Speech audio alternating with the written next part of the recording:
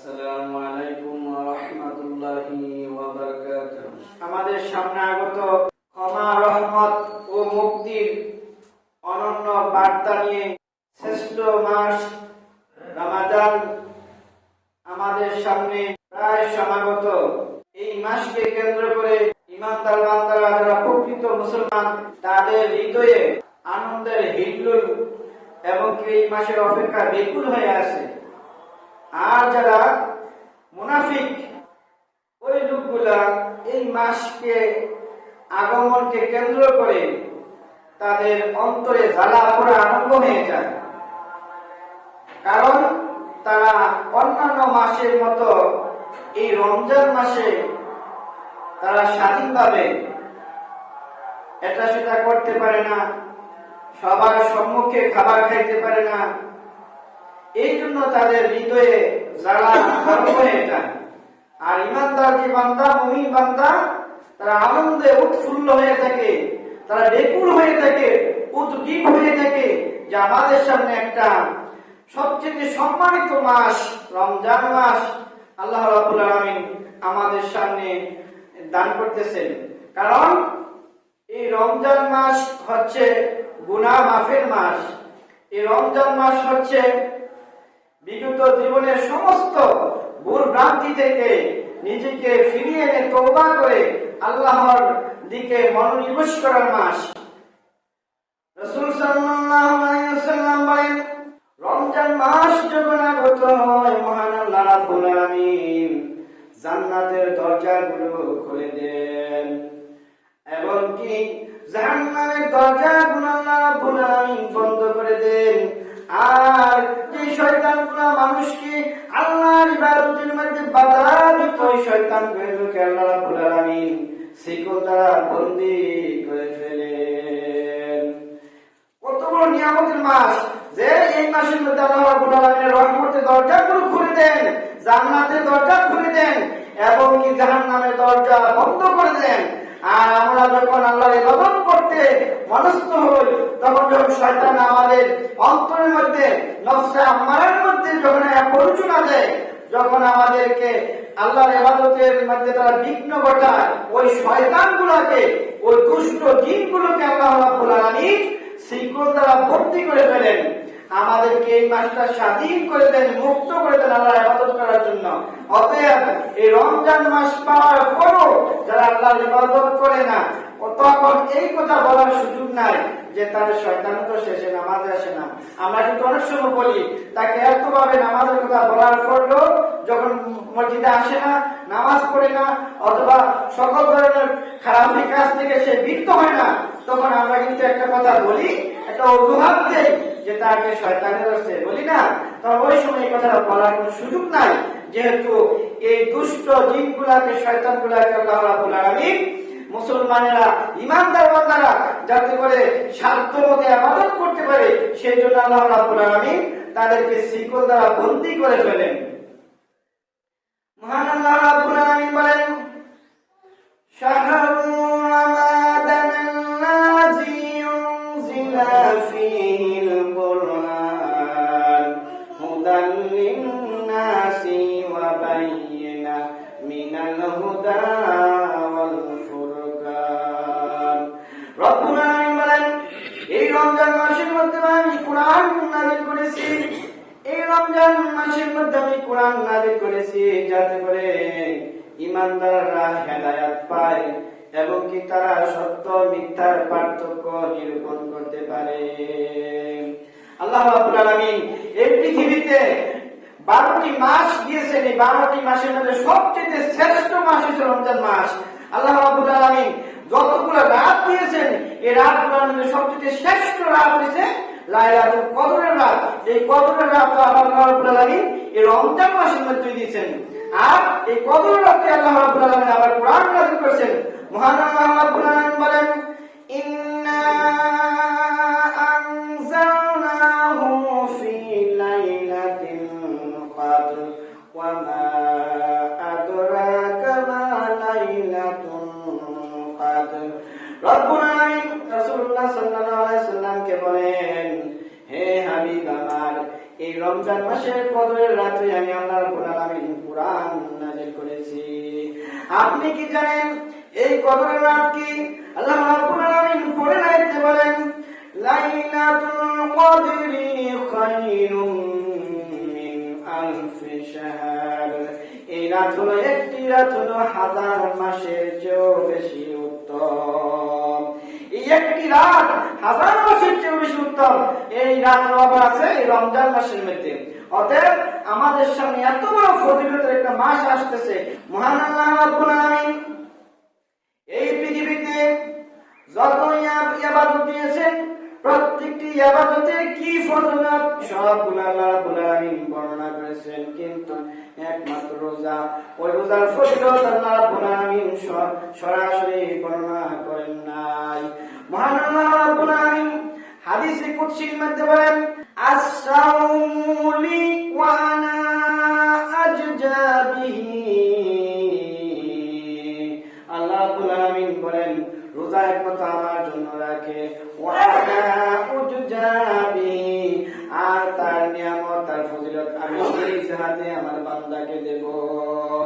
এই পৃথিবীতে যত নিয়ামত আছে, যত ফজিলত আছে, সবগুলা ফজিলতের সম্পর্কে আল্লাহ রাব্বুল আলামিন ফেরেশতাদেরকে বলেন, আমাদের জন্য এই ফজিলত, আমাদের জন্য এই ফজিলত, দান সদকার জন্য এই ফজিলত, এবং কি যাকাতের জন্য এই ফজিলত, কুরবানির জন্য এই ফজিলত। কিন্তু আল্লাহ রাব্বুল আলামিন ফেরেশতাদেরকে বলেন নাই, ও ফেরেশতা, রোজার জন্য এই ফজিলত আমার বান্দাকে তুমি লিখে দাও।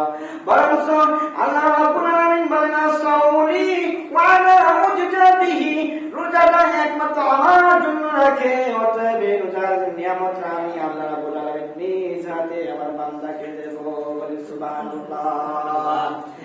আমরা অনেক সময় নামাজ পড়ি লোক দেখানোর জন্য, অনেক সময় হজ করি লোক দেখানোর জন্য, অনেক সময় যাকাত দেই লোক দেখানোর জন্য, অনেক সময় দান সদকা করি লোক দেখানোর জন্য, কিন্তু একমাত্র ইবাদত, যে ইবাদতটা হলো রোজা, এই রোজা কারোর জন্য না, একমাত্র আল্লাহ রাব্বুল আলামিনের জন্য।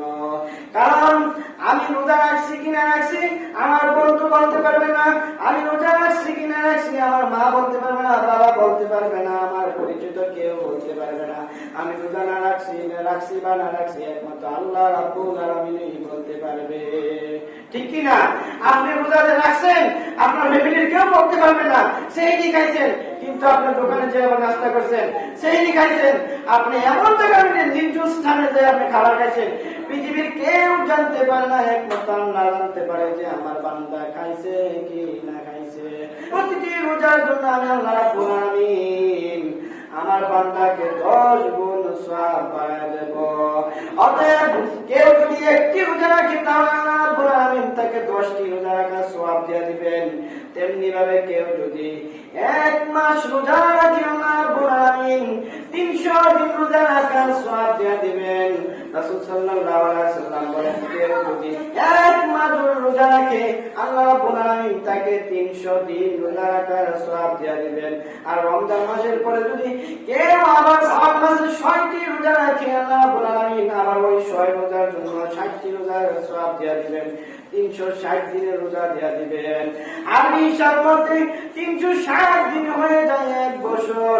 আল্লাহ রাব্বুল আলামিন বলেন, কোন বান্দা যদি রমজান মাসে সবগুলা রোজা রাখার পরে আবার শাওয়াল মাসে 6টি রোজা রাখে, তাহলে আমি আল্লাহ রাব্বুল আলামিন ওই ব্যক্তির আমলনামায় সারাটি বছর রোজা রাখলে যে সওয়াব আমি লিখে দেব। সুবহানাল্লাহ। অতএব আমাদের সামনে আগত এই রমজান মাস, এই রমজান মাসে এত বড় ফজিলতের মাস, এই রমজান মাস গুনাহমাফের মাস। এই রমজান মাসে রাসূল সাল্লাল্লাহু আলাইহি ওয়াসাল্লাম বলেন, এই রমজান মাসে মহান আল্লাহ রাব্বুল আলামিন অনেক মানুষকে ক্ষমা করে দেন, অনেক মানুষকে জাহান্নাম থেকে জান্নাত দান করে দেন। এত বড় ফজিলতের মাস, গুনাহমাফের মাস। যদি আমরা এই মাস পাওয়ার পরেও যদি আমরা আমাদের জীবনের গুনাহগুলোকে মাফ দিতে না পারি, তাহলে আমাদের মতো এমন দুর্ভাগ্য, এমন অপদস্থ মানুষ আর হতে পারে না। রাসূল সাল্লাল্লাহু আলাইহি ওয়াসাল্লাম এক জুমার নামাজের খুতবা দেওয়ার জন্য মিম্বরে বসে আরম্ভ করলেন। রাসূল সাল্লাল্লাহু আলাইহি ওয়াসাল্লাম প্রথম যখন পা রাখলেন, নবীজি বললেন আমিন। রাসূল সাল্লাল্লাহু আলাইহি ওয়াসাল্লাম দ্বিতীয় সিঁড়িতে যখন পা রাখলেন রাসূল বললেন আমিন। তৃতীয় সিঁড়িতে যখন পা রাখলেন নবীজি বলেন আমিন। নামাজ শেষ হওয়ার পরে সাহাবীরা বলেন ইয়া রাসূলুল্লাহ ইয়া হাবিবাল্লাহ, আপনি কোন সময় এমন ভাবে আমিন আমিন আমিন বলেননি, আজকে কি জন্য এমন ভাবে আমিন আমিন বললেন? রাসূল সাল্লাল্লাহু আলাইহি ওয়াসাল্লাম বলেন ও সাহাবীরা, যখন আমি প্রথম সিঁড়ির মধ্যে পা রাখলাম আর এমন সময় জিবরাইল আলাইহিস সালাম আমার সাথে এসে সাক্ষাৎ করে আমার কানে কানে বলে ইয়া রাসূলুল্লাহ ইয়া হাবিবাল্লাহ, যে লোকগুলা রমজান মাস পার করলো তার জীবনে সবগুলা পাপাচার থেকে তওবা করে সে নিজেকে জান্নাতি বানাতে পারলো না, নিজেকে জাহান্নামের দিকে নিয়ে গেল, তার মতন হতভাগা দুনিয়াতে আর কেউ নাই। রাসূল বললেন আমিন। আবার দ্বিতীয় সিঁড়িতে যখন পা রাখলেন জিবরাইল আলাইহিস সালাম বলেন ইয়া রাসূলুল্লাহ ইয়া হাবিবাল্লাহ, যে মুসলমান তার মা বাবা অথবা তার একজনকে জীবিত অবস্থা পাওয়ার পরও মা বাবার সেবা যত্ন করে জান্নাত কামাই করতে পারলো না, জাহান্নামে তার স্থান করে নিল, তার মতো হতভাগা কেউ নাই। রাসূল বললেন আমিন। যখনই আমি তৃতীয় সিঁড়িতে পা রাখলাম জিবরাইল আলাইহিস সালাম বলেন ইয়া রাসূলুল্লাহ, যে ব্যক্তি আপনার মতো এমন মহান দয়ার নবী পেয়ে আপনার নাম শোনার পরে আপনার উপরে দুরূদ পড়লো না, কৃপণতা করলো, তার মতন হতভাগা দুনিয়াতে আর কেউ নাই। রাসূল সাল্লাল্লাহু আলাইহি ওয়াসাল্লাম বলেন আমিন। অতএব আমাদের সামনে রমজান, এই রমজান যেন আসতেছে, আমরা পরিপূর্ণ নিয়ম করতে হবে, মনে মনে সংকল্প করতে হবে যে বিগত জীবনে যে গুনাহগুলো করছি এই গুনাহ থেকে আমি তওবা করে এমন ভাবে ইবাদত করব যাতে করে আমার স্থানটা জান্নাতে যাওয়ার জন্য উপযুক্ত করতে পারি। মহান আল্লাহ রাব্বুল আলামিন বলেন ইয়া আইয়ুহাল্লাযীনা আমানু তুবু ইলাল্লাহি তাওবাতান নাসুহা। আল্লাহ রাব্বুল আলামিন বলেন ও ঈমানদারেরা, ও ঈমানদারেরা, পরিপূর্ণ তওবা করো, তওবায়ে নাসুহা করো, যে তওবা করার পরে মানুষ আর পাপাচারে লিপ্ত হয় না। বিগত জীবনের সমস্ত গুনাহ থেকে আল্লাহ রাব্বুল আলামিনের কাছে আমরা এমন ভাবে তওবা করব যাতে আমরা আর কোনোদিনও পাপাচারের কাজে নিয়োগ না হই। অতএব আমরা তওবা করতে হবে। রমজান মাস যেহেতু আসতেছে, আল্লাহ বিগত জীবনে যত গুনাহ করেছি সব গুনাহ থেকে তোমার কাছে আমরা তওবা করি, আর খালেস নিয়ত করতে হবে। যদি আপনি পরিপূর্ণ নিয়ত না করেন তাহলে আপনার আমলগুলো তেমন পরিপূর্ণ হবে না।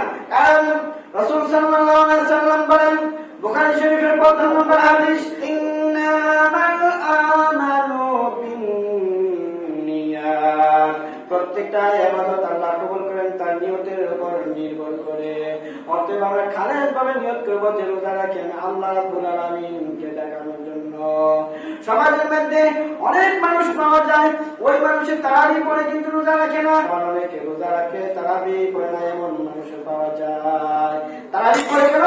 কারণ সে যদি মসজিদে তারাবি পড়তে না আসে, আমরা তো সমাজের মানুষ, আমরা কুমারে সে তো আসলো না, মানুষে রোজা রাখে না। এই জন্য কিছু মানুষ আছে তারাবি পড়তে আসে শুধু মানুষকে দেখানোর জন্য, কারণ সে মসজিদে তারাবি পড়ে কিন্তু সে রোজা রাখে না। আবার এমন মানুষ আছে তার পরিবারের লোকদেরকে দেখানোর জন্য রাত্রিবেলা সেহরি খায়, আবার দিনের বেলা লোকায় লোকায় দূরে যায় খাবার খায় পরিপূর্ণ করে। তাহলে সে সেহরি খায় কেন? তার সন্তানদেরকে দেখানোর জন্য, তার স্ত্রীকে দেখানোর জন্য আমি রোজা রাখি, আসলে সে রোজা রাখছে না। বাজারে যায়, বিভিন্ন জায়গায় যায়, লোকায় পানি গেছে, এই গেছে, সেই গেছে, এইভাবে সে মানুষ দেখানো, লোক দেখানো কিছু কাজ করে। কিন্তু যারা প্রকৃত রোজাদার তারা একমাত্র আল্লাহকে ভয় করে, আল্লাহকে ভয় করে রোজা রাখে। এই জন্য আল্লাহ বলছেন যে রোজার নিয়ামত, রোজার ফজিলত আমি আল্লাহ রাব্বুল আলামিন নিজ হাতে দান করব। অতএব আমরা পরিপূর্ণ খালেস ভাবে নিয়ত করতে হবে যে আমরা রোজা রাখবো, যত কষ্টই হোক আমরা এই কষ্টকে উপেক্ষা করে আমরা এই ফরজ কাজটা থেকে বিরত থাকবো না। আমরা কি ফরজ কষ্ট করি শুনেন, যখন রোজা ফরজ ছিল তখন কেমন অবস্থা ছিল? যখন রোজা প্রথম ফরজ হয়েছে তখন নিয়ম ছিল এশারের পরে যদি মানুষ খাবার খেয়ে ঘুমা যায় তাহলে আর খাবার খাইতে পারবে না। এই এশার নামাজের পরে রাত্রিবেলা প্রথম খাবার পরে তার রোজা এখান থেকে আরম্ভ করে একবারে পরের দিন একবারে সূর্য অস্ত যাওয়া পর্যন্ত, তখন ওই সময়টা আরো কঠিন হয়ে যেত, অনেক সময় লম্বা সময় ছিল। যেই ব্যক্তি এশার নামাজ পড়ে খাবার খাইছে ঘুমাইছে তাহলে আর সেহরি খাওয়ার সুযোগ নাই, এটা তো সেহরি খাওয়া। এত বড় লম্বা সময় সাহাবীরা রোজা আরম্ভ করছিল।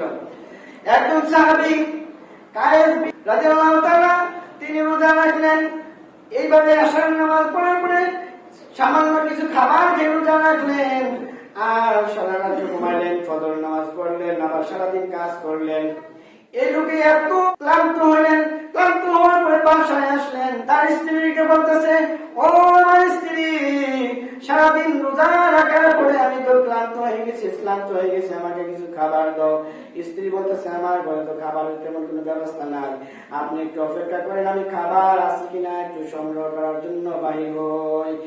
এই সাহাবীর স্ত্রী বাসা থেকে বের হয়ে গেলেন, তার স্বামীর জন্য কোনো খাবারের ব্যবস্থা করা যায় কিনা। এমন সময় এশার নামাজের আযান হয়ে গেল। এই সাহাবী এশার আযানের নামাজ পড়ার পরে একটু বিশ্রাম নিলেন, শুইলেন, শোয়ার পরে ঘুম আসা পড়লো। ঘুম আসার পরে আর খাবারের সুযোগ নাই। প্রশ্ন নিয়ম ছিল এশার নামাজের পরে যদি ঘুমায় যায় তাহলে আর খাবারের সুযোগ নাই, তার আরম্ভ হইল রোজা। তখন ওই সাহাবী এইভাবে না খাওয়া অবস্থা রোজা রাখলেন। দুপুরবেলা দেখা গেল এই সাহাবী দুর্বল হয়ে গেলেন। রাসূল সাল্লাল্লাহু আলাইহি সাল্লাম তারে দেখলেন, দেখার পরে বলতেছে, কায়েস তোমার এই অবস্থা কেন? ওই সাহাবী বলতেছে, ইয়া রাসূলুল্লাহ, ইয়া হাবিবাল্লাহ, গত রাতে আমি ইফতার করার পরে ইশার নামাজের আগে খাবারের মতো আমার ঘরের মধ্যে কোনো কিছু ছিল না। এইভাবে আমি ক্লান্ত অবস্থায় একটু বিশ্রাম নিছিলাম, শুয়েছিলাম, তারপরে আমার ঘুম আইসা পড়লো, আমি ঘুমায় গেলাম, আর তো খাবারের সুযোগ নাই। এইভাবে আমি না খেয়ে থাকার কারণে আমি ক্লান্ত হয়ে গেছি, পরিশ্রান্ত হয়ে গেছি। একটু পরে কায়েস বেহুশ হয়ে যায়।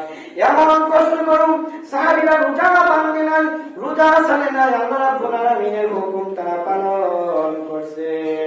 ওই সময় আরেকটা নিয়ম ছিল যে রাত্রিবেলা স্ত্রী সহবাস করা জায়েজ ছিল না, হারাম ছিল।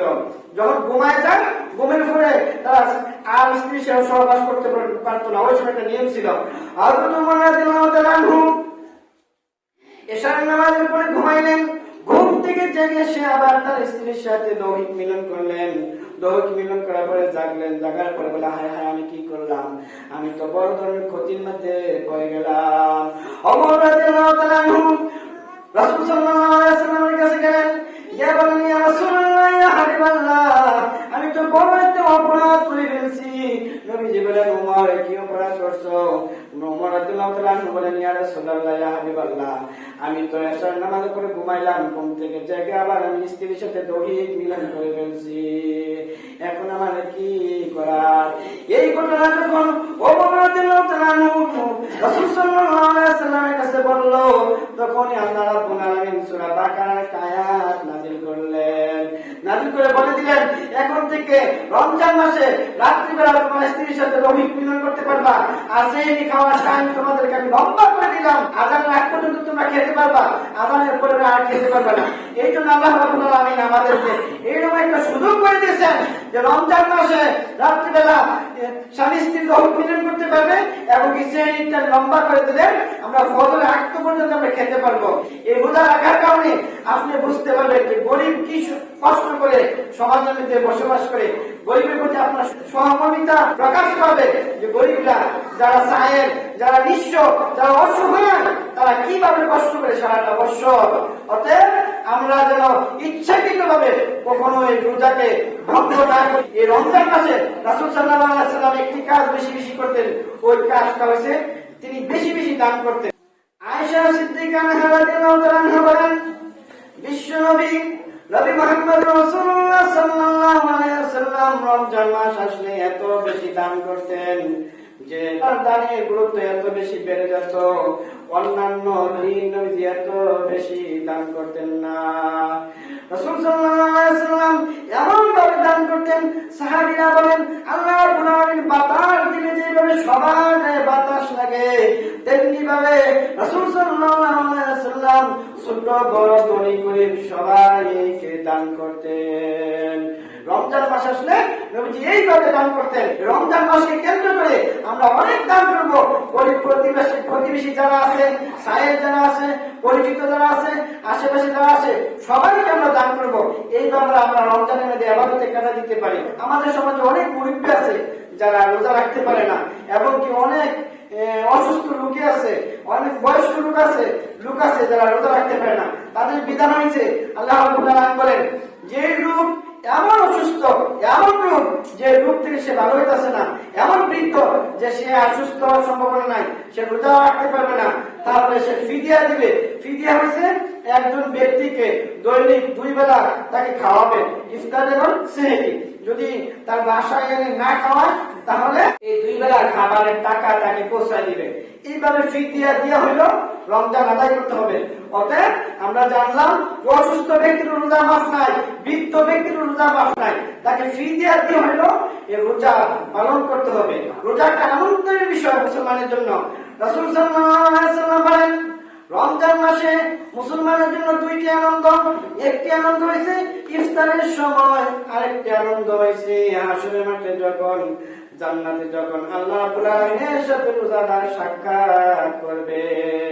এই 2টি আনন্দ আমরা আশা করব যে রোজা রাখার কারণে আমরা ইফতারের সময় একটা আনন্দ করব, আর একটা পরকালে আল্লাহ রাব্বুল আলামিনের সাথে সাক্ষাৎ করে একটা আনন্দ করব। রোজার চাঁদ দেখার জন্য আমরা চেষ্টা করব। আমরা তো এখন রোজার চাঁদ দেখার চেষ্টা করি না। আমরা যেহেতু ইমানদার, আমরা চেষ্টা করবো যার কাছে চাঁদ উঠছে কিনা। অনেক বড় নিয়ামত এটা, ইমান আপনার বর্ধিত হবে, ইমান শক্ত হবে, তাজা হবে, যে আমরা রোজা রাখবো, এই জন্য আমরা চাঁদটা দেখতেছি যে চাঁদ উঠছে কিনা। এবার আমরা চাঁদ দেখার চেষ্টা করবো। রাসূল সাল্লাল্লাহু আলাইহি ওয়াসাল্লাম বলেন শাবান মাসের 29 তারিখ তোমরা আকাশের দিকে তাকাইবা চাঁদ উঠছে কিনা। যদি আবহাওয়া খারাপ থাকে, পরিস্থিতি এমন হয় আবহাওয়া গোলাটে, আকাশ মেঘাচ্ছন্নের কারণে চাঁদ দেখা যাইতেছে না, তাহলে তোমরা শাবান মাসটা 30 পূর্ণ করবা। 30 পূর্ণ করার পরে তারপরের দিন তোমরা মনে করবা যেটা রমজান মাস। তেমনি ভাবে ঈদের সময় আমরা চাঁদ দেখার জন্য চেষ্টা করবো। আরেকটি বিষয়, যারা হারামের সাথে সম্পর্ক আছে, হারাম ইনকাম করবে, এই হারাম ইনকামের খাবার দিয়া কিন্তু খাবার খাইলে আল্লাহ ইবাদত কবুল করবেন না। এটা বেশিরভাগ আমরা মনে রাখতে হবে, কারণ আল্লাহর নাম হচ্ছে সুবহান, মানে তিনি পবিত্র। আল্লাহ অপবিত্র জিনিস গ্রহণ করে না। যদি আমরা কারো হারামের সাথে সম্পর্ক থাকি তাহলে হারাম ইনকাম আমরা ছেড়ে দেবো। রোজার মধ্যে সেহরি যা খাবো, ইফতার যা করবো, দান সরকার যা করবো, সম্পূর্ণটা যেন হালাল ইনকাম থেকে হয়। আরেকটা বিষয়, অনেক আছে বাচ্চা কাচ্চা রোজা রাখতে দেয় না।